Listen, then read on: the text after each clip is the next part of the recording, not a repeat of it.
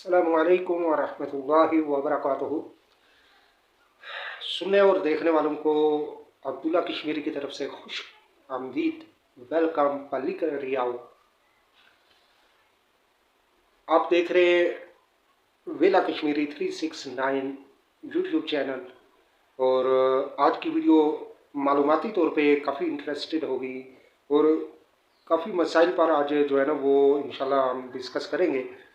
उनमें सबसे पहला जो मसला है वो है एहसासात का, कि आजकल हम लोग सदक़ात भी करते हैं, खैरात भी करते हैं, लेकिन वो कौन सी जगहों पे हम कर रहे होते हैं, इस बारे में हम बात करते हैं। तो अगर आप चैनल पे नए हैं तो सबसे पहले काम तो ये कर लें कि चैनल को सब्सक्राइब कर दीजिए।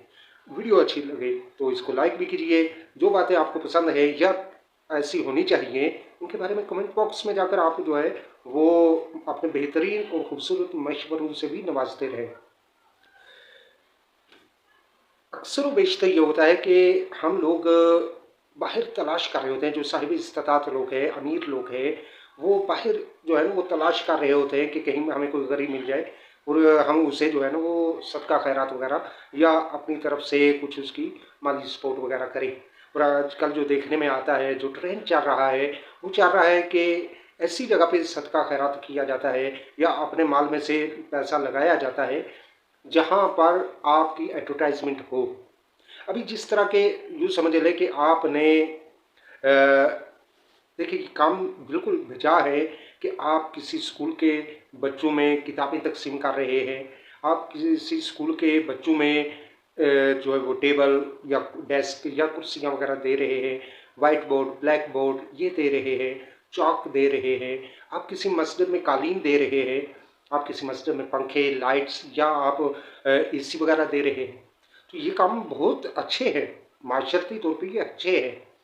किसी मदरसे में आप मदारिस के बारे में तो इतना नहीं है, लेकिन बिलफर्ज अगर किसी मदरसे में भी आप कुछ फंड्स अपनी तरफ से दे रहे हैं तो ऐसी सूरत में अक्सर पेशतर ये होता है कि अगर आपने 1000 रुपये फंड दिया है तो 4000 रुपये का आप पैकेज डाटा लेकर उसके एडवर्टाइजमेंट कर रहे होते हैं।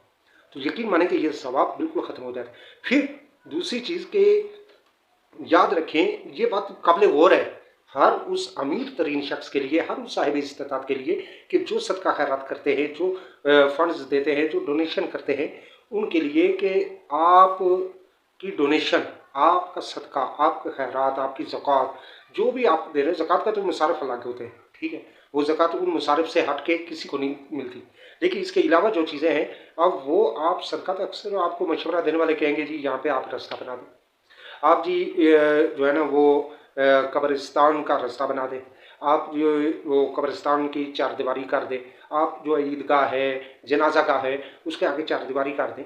ये बात अमल बिल्कुल बजा है, बिल्कुल दुरुस्त है, लेकिन ये वो अमल है कि जिन पर सर्फ करने का हुक्म शरीयत मुतहरा ने सबसे आखिरी पर दिया है, यानी ये लास्ट स्टेज वाले हैं। अब मैं उसकी आपको मिसाल देता हूँ कि इस्लामी सल्तनत के अंदर खलीफा वक्त के पास जो है वो खाजिन जो है, ख़जाने के रखवाले, वो आते हैं कि हज़रत मालो असबाब जो है ना वो बहुत पड़ा हुआ है, यानी ख़जाना फुल गया हुआ है। तो उन्होंने कहा कि जी आप ये करें कि जो मुसलमानों में गुरबा है, मसाकीन हैं, उनमें ये माल तकसीम करें। अच्छा, वो तकसीम करके वापस पलटे। तो अब उनसे पूछा गया कि हज़रत अब क्या करें, माल फिर भी वैसे का वैसा है। तो उन्होंने कहा बेवा और यतीमों में तकसीम करें। अब वो खाजिन जो थे उन्होंने बताया कि जनाब बेवा यतीमा को हमने इतना दिया कि वो भी मालदार हो गए, अब वो भी साहिब निसाब हो गए, वो भी ज़कात दे रहे हैं।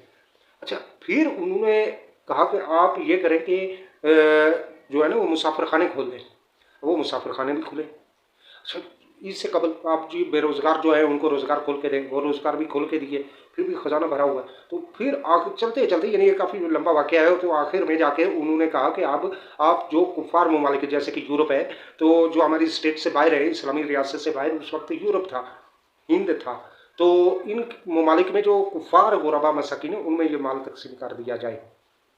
अब यहाँ से आप अंदाज़ा कर लें कि सबसे पहला काम क्या था कि जो बेरोज़गार है, हमारे मुसलमान जो बेरोज़गार है, उनको कारोबार के लिए पैसा दिया जाए, उनको कारोबार लगा कर दिया जाए, उनको बिजनेस खोल के दिया जाए।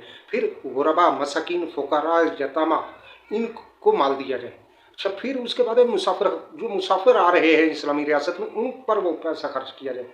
अच्छा, उसके बाद आ गया जी कि अब रियासत की तामीर व तरक्की में लगाया जाए। तामीर व तरक्की के बाद जो है, फिर जब फिर भी पैसा बच जाता है तो फिर आप लगाएंगे कहाँ पर? बाहर। वो यानी बिल्कुल अपोजिट। अब ये अहबाब जो आजकल, जैसे कि हमारे यहाँ काफ़ी एक ट्रेंड बना हुआ है कब्रिस्तानों के चारों तरफ जो है ना वो चारदीवारी वगैरह बनाने का, और उस पर लाखों रुपया इन्वेस्ट किया जा रहा है, और बाज़ जगहों पे चंद अफराद मिलकर वो लगा रहे हैं। अच्छा, इसी तरह बाज़ स्कूलों के अंदर भी जो है वो पब्लिक ही फंड्स का आपस में इकट्ठे करके वो स्कूलों की तामीर और तरक्की कर रही है, हालांकि वो गवर्नमेंट का काम है। इसी तरह रोडें हैं, तो बाज़ जगहों पे रोडें जो है वो भी पब्लिक फंडिंग के ज़रिए से की जा रही है। गवर्नमेंट, एक तो पहली बात है कि गवर्नमेंट तवज्जो नहीं दे रही। अब दूसरी बात ये कि ये जो उमरा है, ये जो गवर्नमेंट के काम खुद कर रहे हैं, ये इनका कोई सवाब नहीं है। हकीकत में इसका कोई सवाब नहीं है। क्यों? कि इससे कबल आपने 3 स्टेप छोड़कर आगे छलांग लगा दी। हर चीज़ का एक तरीका कार होता है, कुलिया होता है। जैसे आप कोई बिजनेस करते हैं तो उसके लिए आपके पास आइडियाज़ होने चाहिए, एक स्कीम होनी चाहिए, फिर उसके बाद आपकी सोच होनी चाहिए, आपका माइंड होना चाहिए, उसके बाद आपके पास एक जगह होनी चाहिए। यानी स्टेप बाई स्टेप है ना। आपकी सोच भी नहीं है और आप डायरेक्टली इन्वेस्ट कर रहे हैं, ऐसा तो नहीं होगा, वो कारोबार नहीं चलेगा। इसी तरह सवाब कमाने के लिए, अल्लाह और रसूल की रज़ा के लिए जो काम किए जाते हैं, तो वो उनके भी कुछ उसूल है, कुछ ज़वाबत है। याद रखें कि किसी कब्रिस्तान को आप डेकोरेट कर रहे हैं, उसका मैयत से कोई ताल्लुक नहीं है, उसका मैयत को कोई सवाब नहीं मिलेगा। जो वहाँ पे दफन है उनको कोई सवाब नहीं मिलेगा, कोई अगर नहीं कर रहे तो कोई गुनाह भी नहीं मिलेगा। हाँ, ये बात अलग है, मैं इसका इनकार नहीं करता कि वो चारदीवारी करना गलत है, ये बात नहीं है, दुरुस्त है। लेकिन ये काम कब किया जाएगा? जब सारे पिछले मामला पूरे, आप पिछले स्टेप पूरे करके आ रहे हैं। आपके मोहल्ले में आपके साथ बैठा हुआ एक शख्स गरीब है, उसका कारोबार नहीं चल रहा है, आप 10 लाख 20 लाख रुपया इन्वेस्ट कर रहे हैं कब्रों पर, तो ये हराम है। वहाँ पे कब्रों पे लगाना ये हराम है, गुनाह है। हकीकत माना अखलाकी लिहाज पे, माशरती लिहाज पर ये चीज़ गलत है। क्योंकि आपकी डोनेशन का सबसे पहला हकदार तो वो बेरोजगार नौजवान है जो आपके पड़ोस में है, जो आपके रिश्तों में है, आपके रिश्तेदारों में है। वो नौजवान सबसे पहला आपके डोनेशन का, आपके सदकात का, आपके खैरात का पहला हकदार वो है। फिर उसके बाद आपके वो अहले मोहल्ला, अहले इलाका या आपके रिश्तेदारों में वो गरबा, मसाकीन, फ़ुक़रा, यतामा, बेवा, ख़वातीन, वो लोग जो इन कैटेगरियों के हैं, उनको पहले तो रोज़गार दिलाने वाला, उसके बाद इन लोगों को देना आपका हक बनता है। मंथली दे, वीकली दे, डेली दे, जैसे भी दे, तो उनको देना आपका हक बनता है। जब ये स्टेप भी आपके ये भी सारे पूरे हो गए, तो उसके बाद जाके आप आएंगे इलाके की तामीर और तरक्की वाले मामला में। और फिर भी जो काम हुकूमत वक्त के हैं, उनमें आप जो भी डोनेशन कर रहे हैं वो आप हुकूमत की सपोर्ट कर रहे हैं। आप अल्लाह और रसूल की रज़ा वाला काम कोई नहीं है। रास्ते बनाना, सड़कें बनाना ये हुकूमत वक्त का काम है, ना कि आप और मेरा काम है।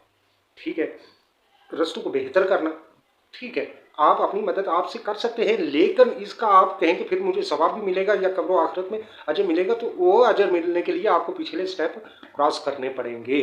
डायरेक्टली छलांग लगा के आप वहाँ पे जाएंगे तो अक्सर ये जो छलांगे लगा रहे होते हैं ना, इस तरह के रोडें बनवा रहे होते हैं, इस तरह के जो बड़े प्रोजेक्ट वगैरह करवा रहे होते हैं 10-20 लाख वाले, तो उन लोगों की एक बड़ी तादाद है कि वो नमूद नुमाइश ही मेन नीयत होती है। नमूद नुमाइश, कुछ सियासी लीडर होते हैं वो इलेक्शन वगैरह और अपने वोटिंग के लिए, वोट बैंक के लिए वो इस तरह के काम कर रहे होते हैं, और उनको देखा देखी हमारे कुछ मुखय्यर हजरात भी, वो भी उनके पीछे चल के अपना पैसा भी ज़ाया कर रहे होते हैं और अपना सवाब भी ज़ाया कर रहे होते हैं। वो बेचारे, ना उनको पैसा मिला, ना उनको पैसा रहा और ना ही उनको सवाब मिला।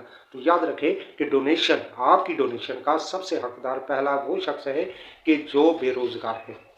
क्यों? आप मछली पकाकर किसी को दे रहे हैं तो वो एक टाइम की है, लेकिन अगर आप उसको कांटा और डोरी ये दोनों चीज़ें दे रहे हैं तो इसका मतलब ये है कि आप उसको हमेशा के लिए बेहतरीन रिज़्क फराहम कर रहे हैं।